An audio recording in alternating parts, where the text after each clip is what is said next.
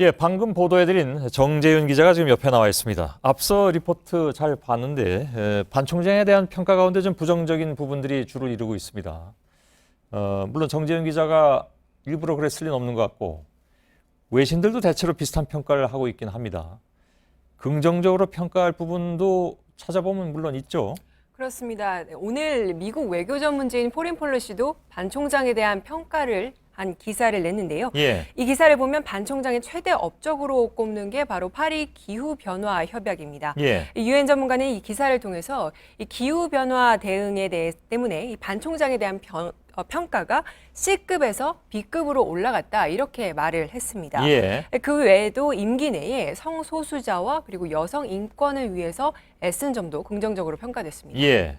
물론 이제 막판에 예를 들면 뭐 파리 기후 변화 협약 같은 것에 애쓴 것은 일부에서는 또 뭐 그 경력 관리를 위해서 그랬다라는 분석도 나오긴 했습니다만 뭐 누구나 그렇게 할 수는 있는 거겠죠. 반 총장에 대한 외신 평가가 그동안에 여러 차례 나왔었는데 대부분 좀 점수는 짠 편이었습니다. 네, 미국의 푸들이다, 투명 인간이다 이런 자극적인 제목이 주를 이뤘는데요. 주로 반기문의 소극적인 리더십을 예. 비판하는 기사들이었습니다. 우려만 한다 뭐 이런 얘기들도 나왔고요. 그렇습니다. 예. 물론 일각에서는 서구 언론의 어떤 동양인 총장에 대한 편견을 가지고 쓴 기사다 이런 지적도 있습니다만 예. 이 제3세계 출신의 다른 역대 총장들에 비해서도 유난히 박한 평가가 나온 것은 사실입니다. 예. 특히 최근 들어서 유엔 사무총장은 이른바 제3세계 출신들이 많이 있었습니다. 그렇습니다. 아시는 것처럼. 반 총장이 대선 출마를 사실상 공식화한 그런 상태인데 유엔 내부에서의 어떤 리더십 이게 내부에서의 평가가 그만큼 또 중요할 수도 있습니다. 뭐라고 얘기들 하고 있습니까? 이 부분은 평가가 좀 엇갈리긴 하는데요. 예. 일단 큰 사건들을 좀 살펴보면요. 2010년에 이 유엔 감사실에서 퇴임한 한 사무차장이 있는데 이 사무차장이 반 총장을 공개적으로 비난한 적이 있습니다. 이 서구 예. 언론에서는 크게 다룬 적이 있는데요. 이 아흘레니우스라는 이름의 이 사무차장은 반 총장에 대한 비난을 50쪽짜리 메모를 통해서 남기고 갔습니다. 예. 제가 직접 들고 나와봤는데요. 이게 바로 그 50쪽짜리 메모입니다. 아, 이 그 메모 형태라기보다는 A4 형태로 꽤 큰 거네요. 리포트 형태로 보시면 될 것 같은데요. 예. 여기에 보면은 이제 유엔 내부에서 있는 어떤 투명성에 대한 이야기 그리고 책임 회피가 만연하다 이런 내용들이 주를 이루고 있습니다. 예.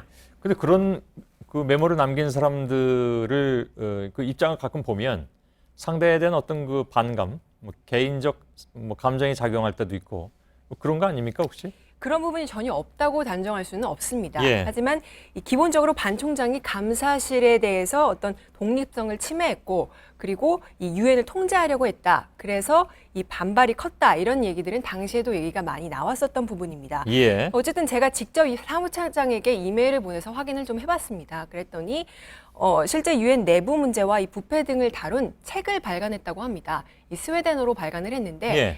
이 문제가 심각하지 않으면 책까지 내면서 이렇게 이야기를 하겠느냐 이렇게 이 반론을 제기하면서 예. 이 본인이 떠난 이후에도 열심히 살펴봤더니 바뀐 부분이 없다. 그러면서 보복성 인사조치 등도 계속되고 있다. 이렇게 이야기를 주장을 했습니다. 예. 자, 공식 출마 선언은 없었지만 사실상의 출마 선언은 지난번에 몸을 불살하겠다는 걸로 이미 한 바가 있습니다. 여기에 대해서 혹시 그 외신이라든가 이런 데서 어떤 반응들이 나오고 있습니까?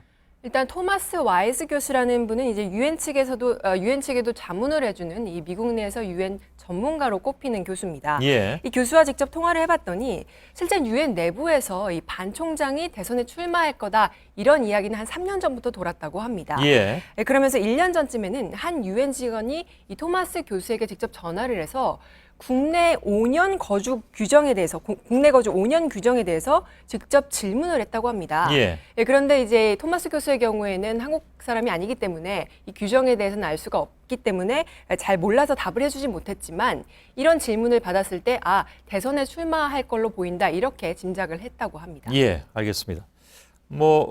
반기문 총장뿐만이 아니라 다른 그 대선 주자들에 대해서도 저희들뿐만이 아니라 다른 언론들도 지속적으로 이제 검증을 해나가겠죠.